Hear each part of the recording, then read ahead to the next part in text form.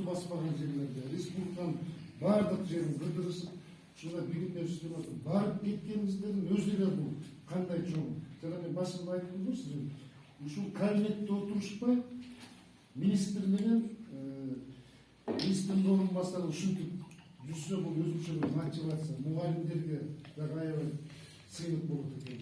Рахмат. Эми бир сөз айтып алайын ушул жөнүндө. Башка да О, каларлашыбыз. үчүн азыр улам сөздөр сөз. Биз могу регионду болобу ар бир окуу жайга барып коллектив менен жолугуп сүйлөшүп атканыбызды барып аткан себеби жерине барып угуп көрүп айтса пикир алмашып анан керектүү моменттерди бул жерден бүгүн биздин жолугушуудан эмне келип чыгып атат, бирге иштейбиз. Мурун министрлик менен карым катнаш болбогондугун көрүп турабыз. Ошого желание да болбогонун көрүп турабыз.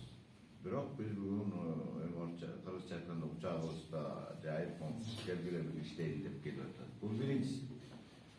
Экинчиси биз айтып атабыз, эми силер жеке менчик университет